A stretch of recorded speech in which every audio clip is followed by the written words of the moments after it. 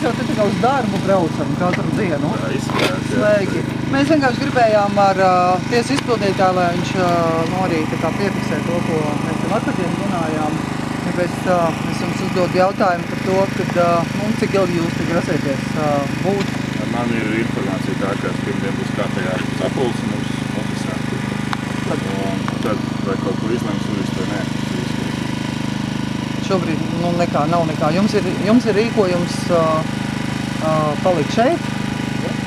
Un mums ir kaut kāda informācija par to, ka tās mantas tiks izvāktas vai kaut kas tam līdzīgs, vai kā tam ir.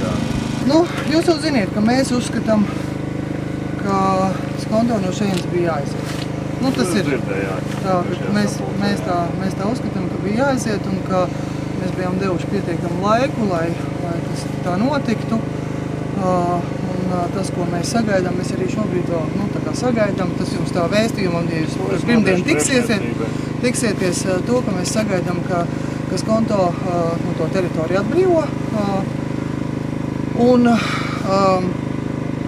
mēs, kur mums tie plakātiņi palika? Būs, jā. Jā.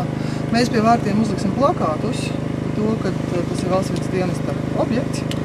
Un tur telefona numuriņš virsū, kur visi, kas vēlas te kaut ko darīt, viņi piesakās un vēlamā laikā tad attiecīgi var visu izdarīt.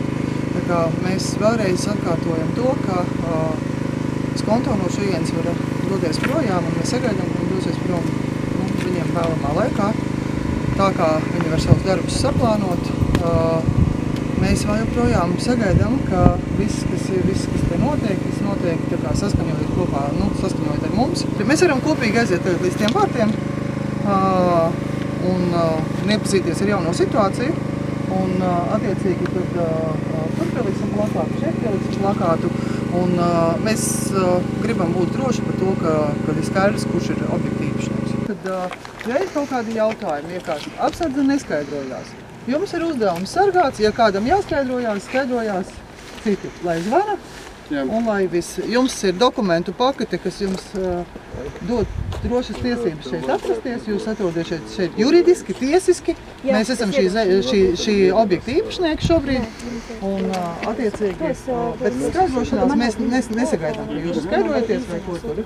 Un mēs ar to apsardzi arī vienojāmies ļoti saprātīgi un to, kad tā tas notiek. Un ir ļoti iespējams, ka tuvākā laikā te varētu sākties kaut kādi darbi, kustības, bet tad jau mēs saskaņosim tālāk, kā mēs to apsardzi organizēsim. Pagrieziet lūdzu kameru pret jauno cilvēku Jāni, viss ir skaidrs.